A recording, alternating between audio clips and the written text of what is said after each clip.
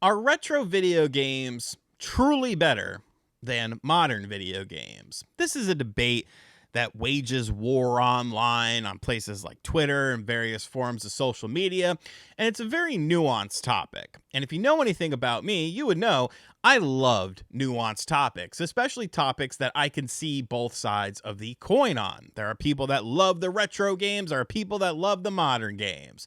Now, as far as I'm concerned, I consider myself to be a bit of a modern vintage gamer, if you will. I've been playing video games for 35 plus years. That's probably longer than some of you people watching this video have been alive on Earth. I enjoy the modern games. I enjoy the vintage and retro games. But unlike the Modern Vintage Gamers YouTube channel,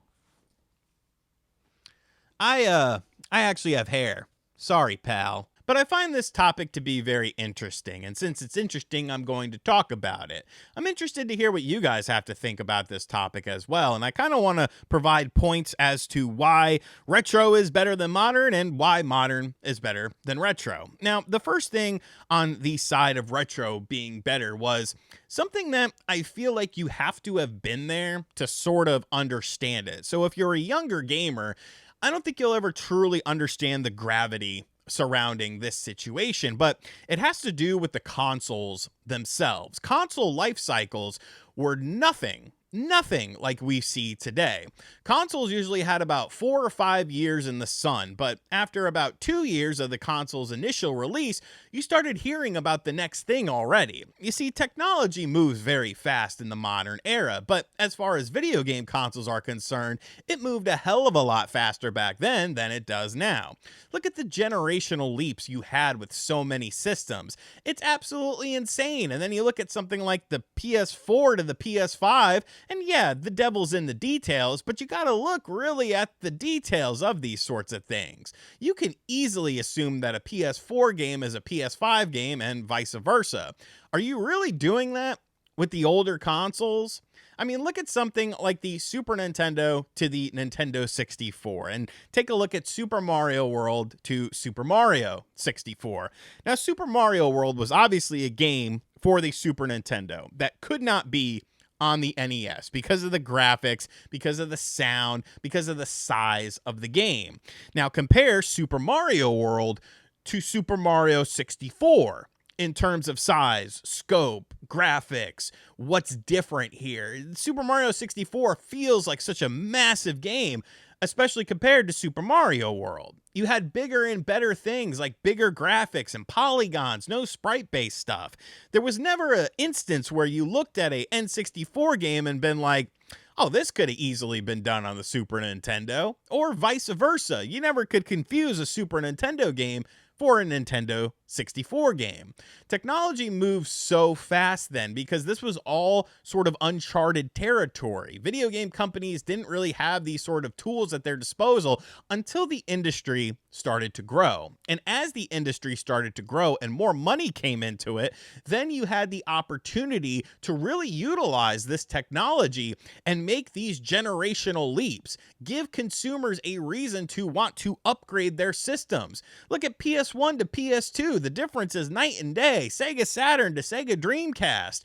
And really, I feel like this was a thing right up until the PlayStation 4 era, because we started to get to the era of diminishing returns. Then the devil became more so in the details. Things like frame rate, different sorts of lighting and physics engines, all great things, but they don't have that same sort of wow factor that we had with the previous consoles. And if you were there during that time frame, it was an absolutely magical experience. Think of how much video games grew from 1990 to 1999. It's absolutely insane. And think about how video games have grown in the past 10 years in comparison. And it's like, it's nowhere near the same. And that's not necessarily a bad thing, but it's something that a lot of people sort of harken back to.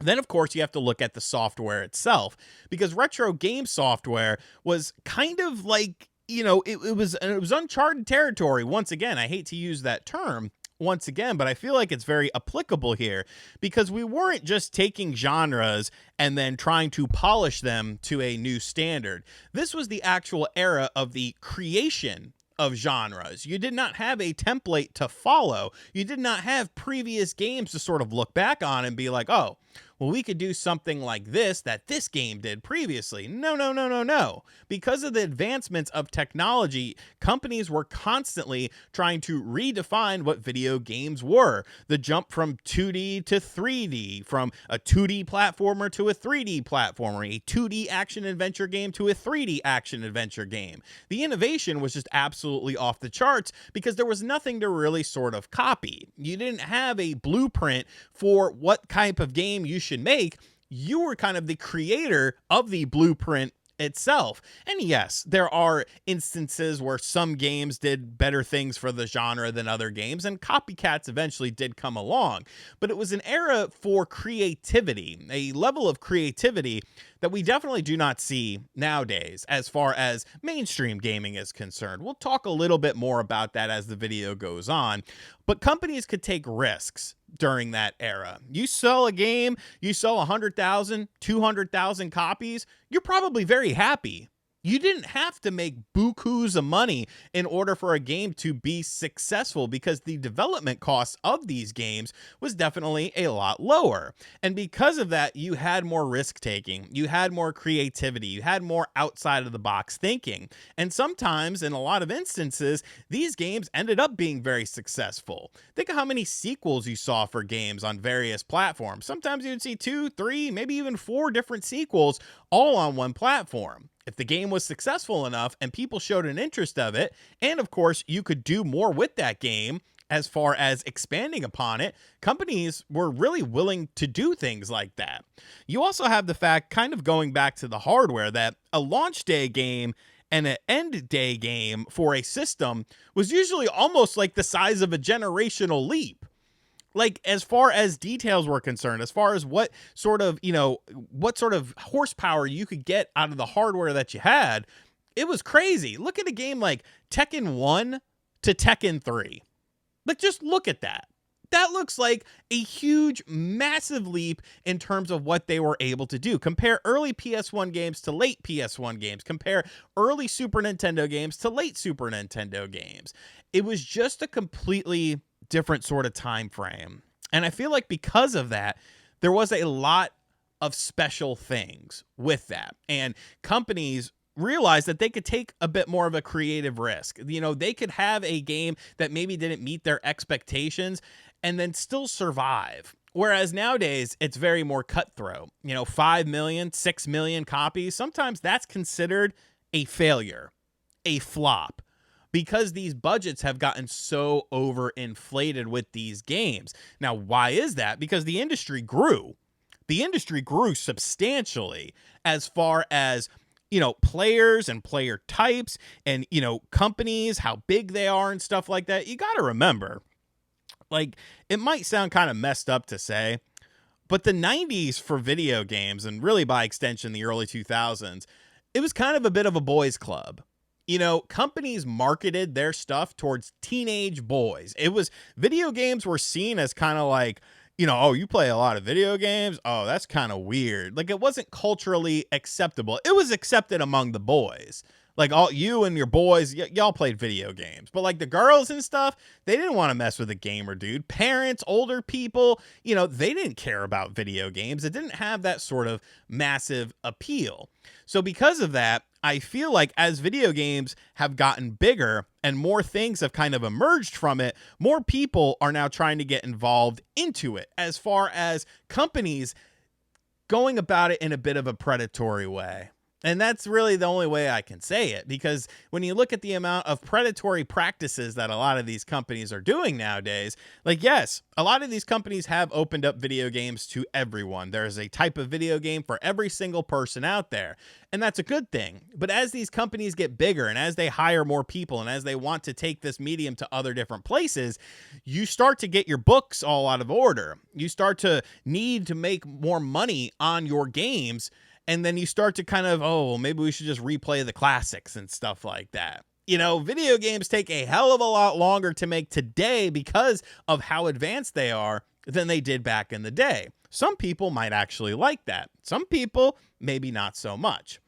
Now, as far as what I was talking about earlier with the creativity, there is a segment of modern gaming that still does focus on the creativity portion of things, and that is indie games. And I think indie games have kind of become like this whole new subsect of gaming, to where that's where you have to go to get your creativity. You watch a game award show or something like that, 90% of these games look interchangeable. There's little differences here and there in terms of story and character design, but 90% of these games look interchangeable. The indie games are really the ones that are still kind of pushing the genre, because they don't have the big overhead. They don't have to pay thousands and thousands of employees, and they don't need to sell millions and millions of copies to be considered a success.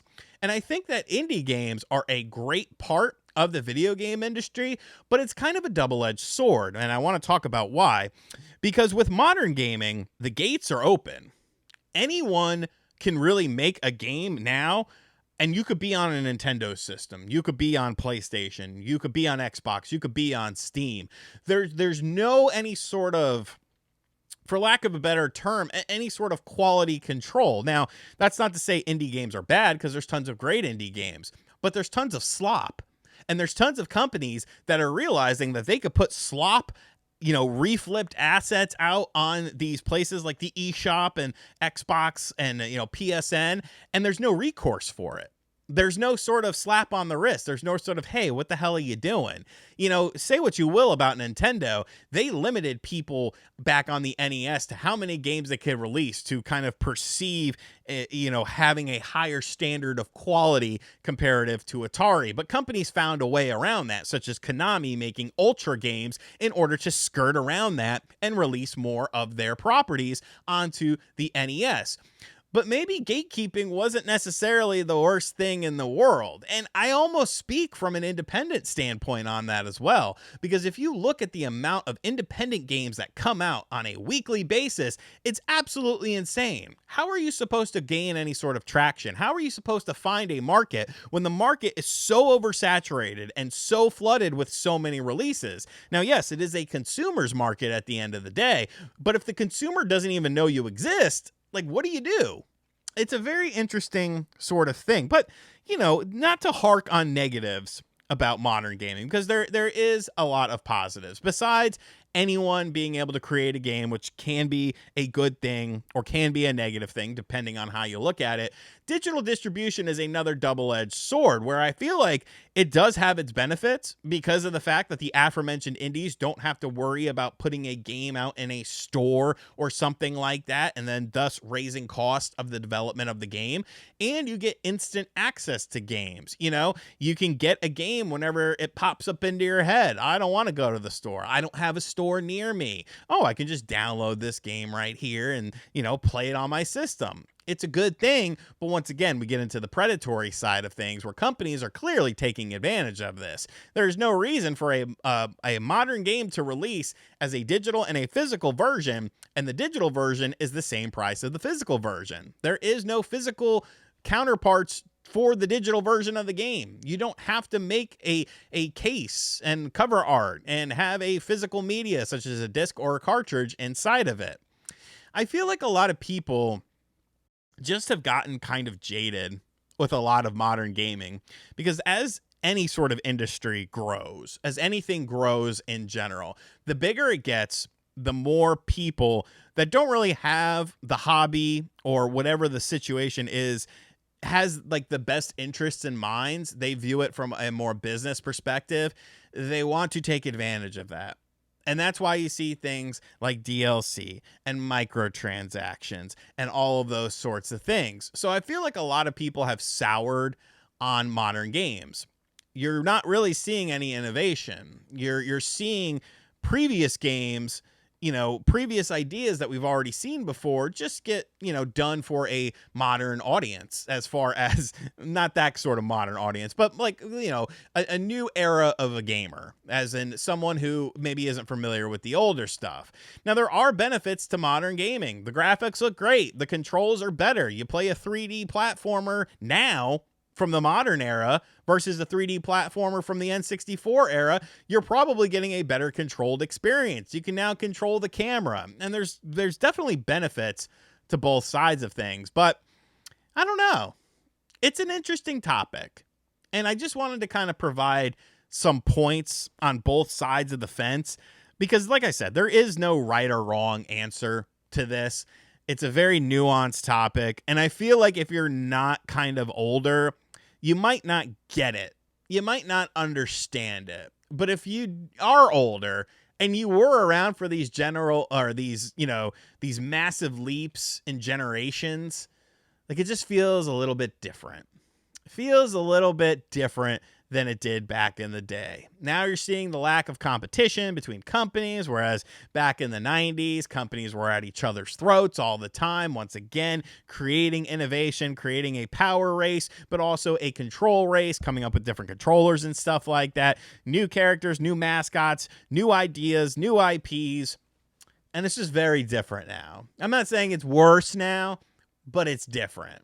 But what do you think? Let me know in the comments section down below. And as always, guys, thank you for checking out this video. Hope you enjoyed it. Be sure to share it with your friends or your enemies. I don't really give a shit. And before we go, I do want to let you guys know I'm not wearing pants right now. I filmed this whole video without wearing pants. Does that make you feel uncomfortable? Probably should. And as always, I'll catch you guys on the next video. Later.